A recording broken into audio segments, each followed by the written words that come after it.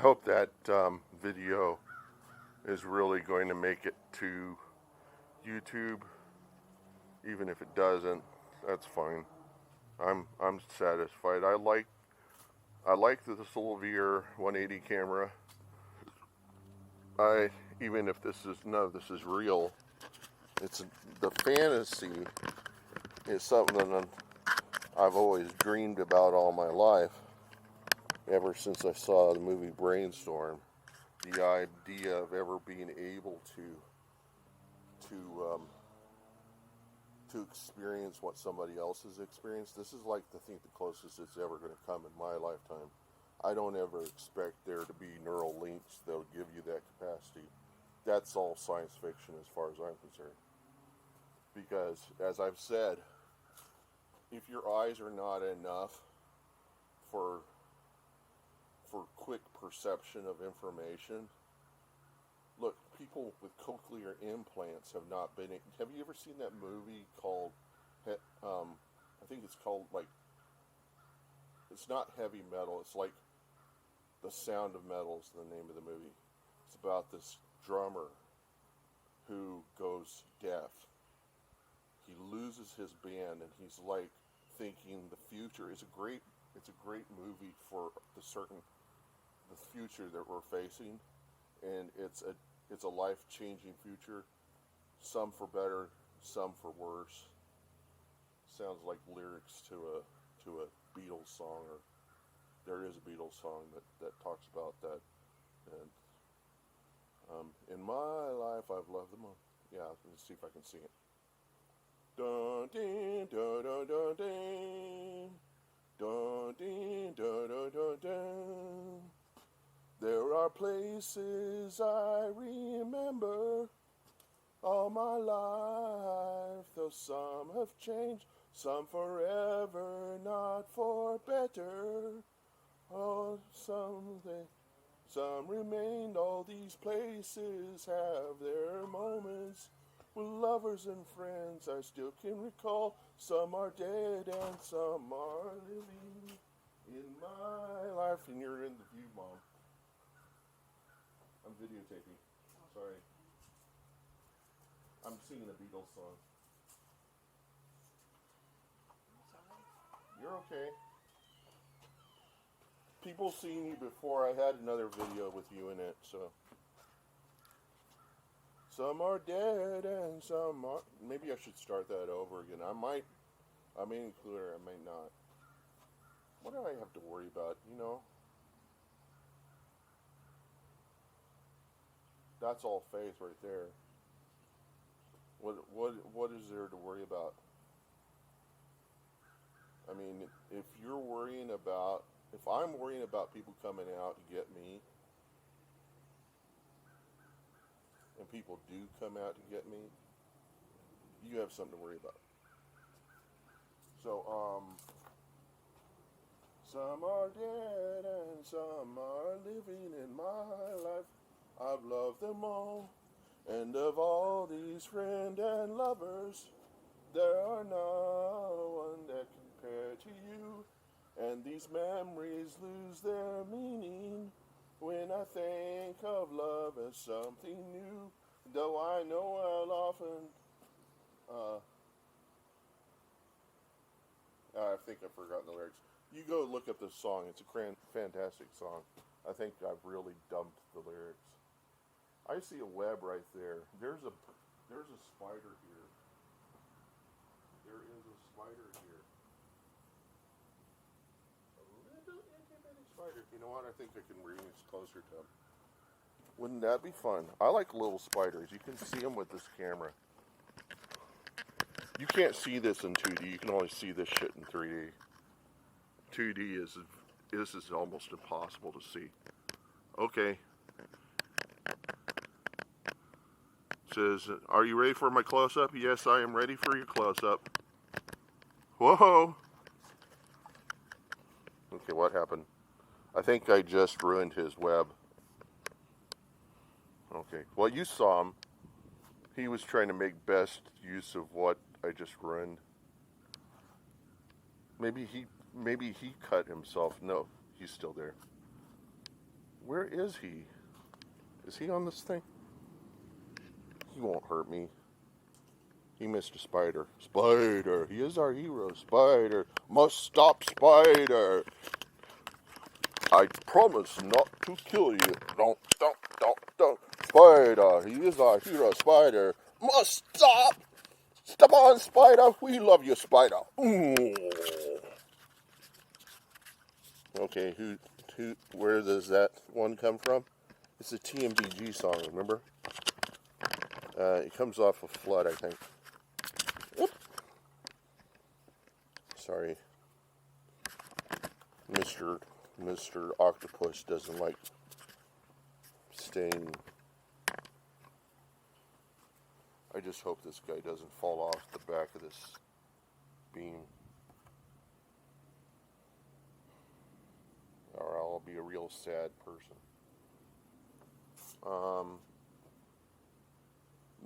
Not like I couldn't find myself another VR180 camera, another Insta360, practically impossible. Those Evo guys need to be making more of these things. I think if I ever lose this one, I'm going to have to get one of those 360, or, I'm going to really have to pull the funds together and get one of the Pro $3,000 ones. I mean, I could get a Pimax for $1,500, but the Pro VR180s are like $3,000. I don't think they're anywhere near as good as these Insta360 Evos, and they're not making these anymore. Somebody needs to go over to Insta360, the Insta guys, the Evo guys, needs to kick some major fucking ass, because they're not doing their job. They are not.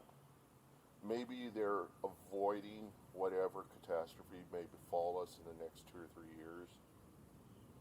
But it could be that more information is not good. Less information. How much immersion do you really want in what terrible things may occur? Maybe the people who should have the cameras are the ones that have this reality. The only reason why I'm videotaping this at all is for those executives or those people that are on the street that all they have is their VR headset in their cup, where they're getting their money, people give it to them, they're respecting that they got their VR headset to get them away from the reality. They're not out getting drugs, and they got the VR headset on to take them away from it all without compromising their mind. I'm giving you the capacity to see something other than the awful existence, because I can imagine it. I've been there. I lived in New York, not in a really bad place, but I've seen the homeless people on the streets, and I walked with the guys which talking to themselves. It was a really fun thing that happened one day. I was walking down the street, people were talking to their cell phones. This really creative, hilarious homeless guy, and he knew his comic potential to express just the lunacy and the stupidity of the people walking down the street.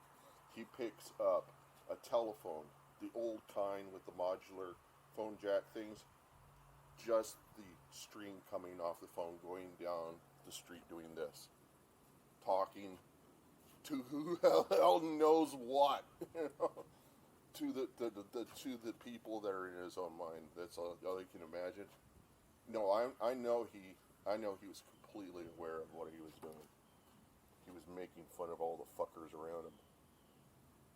Sorry using the word fucker. I think it's a really great word. It's not that much of a cuss word. It's a legal term. It means for unlawful carnal knowledge. That's where it came from. It's a legal term. It was their way of saying in legalese people who were having sex. So it really is what it is about. But it was a legal term, and that's how it became the word. Instead of saying for unlawful carnal knowledge enough times, you turn it into an acronym. It becomes this awful word, and then people use it. I tell people, If you want to talk dirty to people, talk to people in German. Everything in German sounds dirty. Even good stuff sounds dirty in German. This is what I told somebody in the VR porn community. There's a certain lady who's German, and I said, I put in her comment or whatever, I said, all you need to do is talk German, and a lot of us will think you're talking dirty. It's just language. Perception, language. You know how much things get in the way of you really getting what I'm saying right now? So many layers. And the schizophrenic's got another layer more to deal with. Language, culture, religion, upbringing, local culture. Your locality in your town, their lingua that you've created among yourself. Words to describe something that nobody will ever understand outside of your town, outside of your clan or whatever. So many layers of things that you sift through that to you seem familiar and mean something. You tell it to somebody that's on the other end of the world, they have no fucking idea what you're talking about, no matter how much you think they should know. You go to another country and use the same language, you convert it to their language. You think you're talking to them. They may be hearing the words you think make sense, but what they're hearing is someone who doesn't understand the layers that they don't get, and that is the culture, the environment, the current news, the things that are in the know. Just use your imagination. And that's the reason why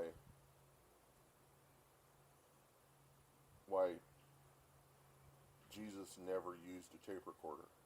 He had 12 people walking around with him, each with their own worldviews and different layers of perception. And I asked my mom this. So why did it take Peter so long to realize Jesus was the Son of God? And she explained to me, they were thinking he was going to be king. He was going to make some sort of kingdom on earth. And it didn't happen. And I've been telling people that that's the reason they put him on the cross, is because he didn't want to be king.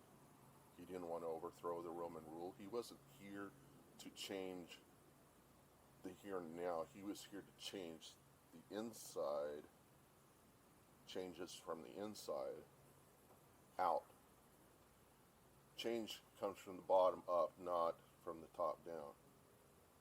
Change comes from the inside out, not from you controlling everybody else. It doesn't work that way. Rape is basically controlling other people against their will.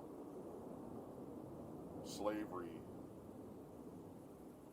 in America was not biblical slavery. Biblical slavery was when you had debt and you had to pay it off. Biblical slavery, slavery in America was unjust slavery. Totally unjust. Those slaves did not deserve that lifestyle. And they paid what we gave them to be an American. Whoever is spreading this really cruel idea, we need to find them and kick their ass. Not kill them, but kick their ass enough to realize that is just not the way you think about people. And I'm probably one of those guys that's going to get his ass kicked for something I've said in the past, and I know that I've said in the recent past something similar. See, God would say things like, anybody who does this should be stoned to death. Well, if you have nowhere to put bad people, no prison to put bad people in like we do now, which is a lucky thing. You can incarcerate people. They couldn't incarcerate people. They couldn't stick people somewhere and keep them locked up. There just wasn't a way to do it. So what else could you do? Stone people to death. Is that an easy act? Think about it. You try it. You go out. Don't stone somebody. Pick something that nobody really cares about. I don't want to say a rat. Maybe a snake. Put a snake out there and stone, and it be a snake you really know, or a lamb, because that's what people did, was sacrifice lambs to pay for their sins. That was the whole idea, by the way. So take something you love, a favorite painting, your Insta360 Evo. I don't suggest it. It's working things, the functional things got use. Though I say to some degree that technology seems to come from Satan, and Satan, I think, does have the capacity to control it. I'm thankful for what I've got. Hello, Mr. What are you? Anyhow, throw stones at it, and then how do you feel afterward? Even if take the most evil piece of technology in your life, put it against a wall and throw a stone at it. Now, imagine if you could identify with that technology, you gave it a name, you were like Tom Hanks on that island talking to that volleyball who became his friend because he had no one else to talk to. That actually can happen, by the way. It's a psychological need. You have to have someone to talk to. That's the reason why there are homeless people who end up talking to themselves, because nobody will talk to them. So they end up talking to themselves, just like I'm doing now, to some degree. I don't know if I'm really talking to anybody. In my imagination, I'm talking to somebody. But that's half of acting, is being able to imagine there's someone there and talk to them. And you have to be able to talk to yourself enough to really do good acting. Ask any actor. Some of them will say, no, I'm not that crazy yet.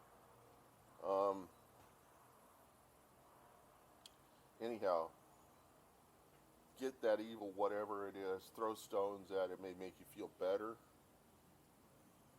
If you really identified with it as being human and you threw stones at it, you would succumb to something called remorse. And that comes as a result of the part of your brain that you just really don't expect to find that makes you empathize. It starts with identifying that it is like that whatever it is you destroyed is like you, that you are like whatever it is you threw the rocks at. I don't think anybody has this capacity to imagine that really well. But imagine, say it was a person, and you're throwing stones at it. Your empathy kicks in. Your identity kicks in. You realize that they are like you. Your brain imagines the feeling of being hit by the stone. Then you imagine that person was like me. That person had good and bad things in their lives. That person had a mother, had a father. That person, and your brain just keeps going, and then all of a sudden you realize just how an evil fucker you are. That's the idea behind stoning people to death.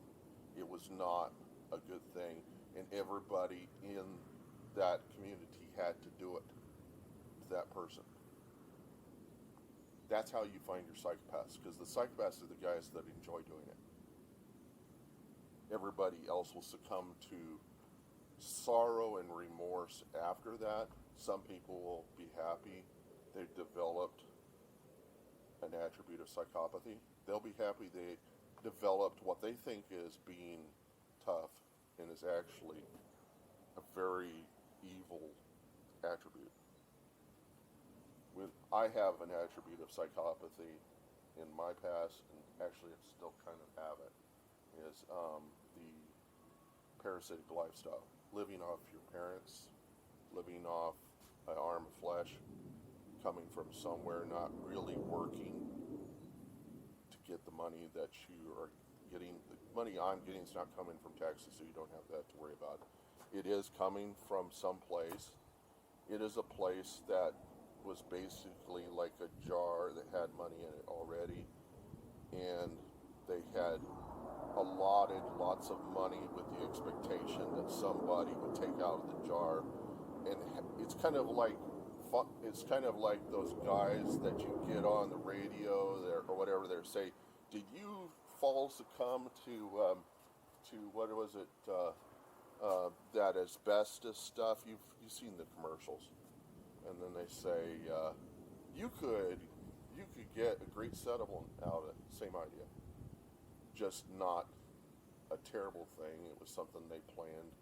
People would take money out of, and who's really going to get into that? They might get into it someday later when they're reasonably sure all the people that could have benefit from it have already taken from that jar. That's my imagination. I don't know how financial instruments work, but that's the idea, and so that's where I'm getting my money. And they could take it away any day. That's the reason why I'm throwing a lot of that money into 401k. And there are people now that are threatening people with the idea the stock market might fail, that all the capital stuff out there will go to nil if the companies can't make $1, if people won't trade. I mean, the worst case scenario is all the cash becomes fiat. We have cryptocurrency, which nobody can control. People will probably end up using that because there won't be any governments. There will be a libertarian existence, some dystopian or apocalyptic future. The Old West, all you cowboy guys out there are going to love that one. Writers have written tons of stuff about this. Everybody's read novels about it. I don't read because it puts me to sleep. I will probably end up writing more than I ever read in my entire lifetime. No, I have written more than I've ever read in my lifetime. Than I've ever read in my life. I thank God for my ability to do this. There are a lot of people who say, "How can you do that?" And I said, I didn't learn how to type. I'm a speed hunt and pecker. That's how that came up. I can actually move this finger fast enough to write 30 words a minute. Just one finger. I can do that. I used to do this whenever I was playing PlanetSide 2. I'd be playing the game, and I'd be hunting pecking on my USB keyboard into my Sony PlayStation. And people will say, "How are you writing all that stuff?" I said, "This is only one hand that I'm writing with."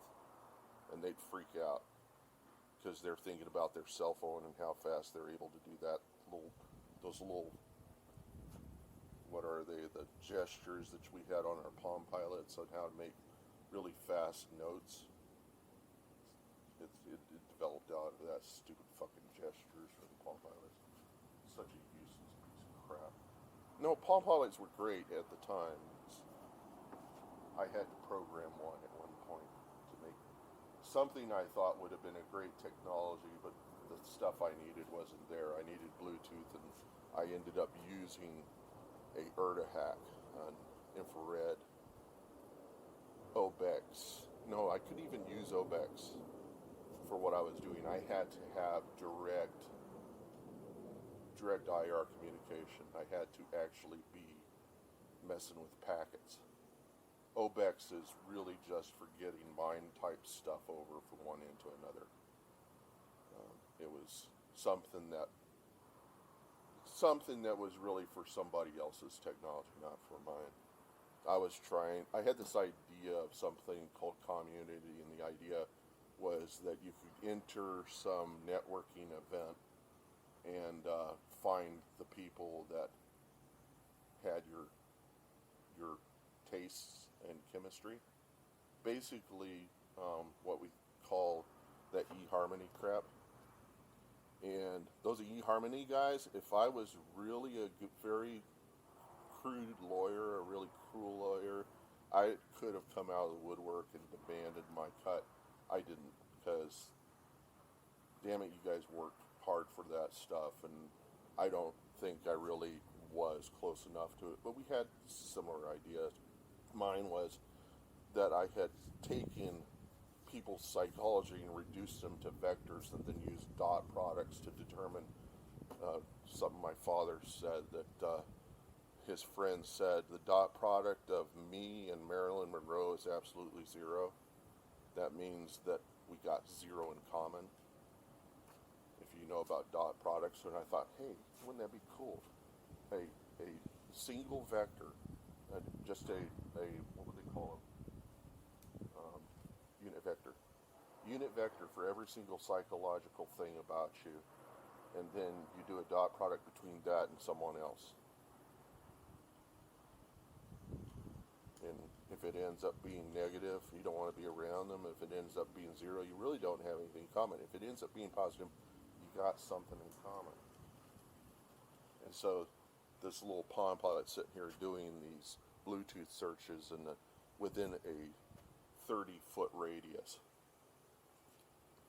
which is actually a godsend to have a limited radius of radio communication, because you only get people within locality. How many people do you really want to know what your favorite things are, or to even know that you have any kind of chemistry? You don't want the whole conference to know. You want to leave it up to chance. It's a gamble, whoever you come in contact with in a conference. And the executives, if they're there, they want to get in and get out, and they want to get in finding somebody or some number of people, and then they have to assess who they really want to do business with. And that's what I was working on. That was the idea. Somebody can capitalize it. I don't care. That's how my brain works. Ideas are just a super fucking distraction. They could make you money if you pursue them. Good luck. Best thing to do is implement them, throw them into open source. Best thing. Because otherwise it's going to be a super distraction to anything else you're trying to do, like blow the leaves off of your... And in this situation where people don't have money and also don't have this, they're saying, dude, you have that. And I say, yes, I know I do have this, but only for a short time. I'm enjoying it while I have it. I'm thankful I'm here. I'm going to see a cardiologist in a couple weeks, and they're probably going to tell me, you're pretty close to death. And I'll say, thank you for telling me that little bit of information. I really need to know that. They'll say, you need a vegan lifestyle. Yay, I've got a reason to be vegan now. I've had a friend who's told me, you need to be vegan. You need to be vegan. It's not as hard as you think. It's just a matter of a lifestyle change. I thought it was hard, and once I got into it, this is him. I don't know him that well.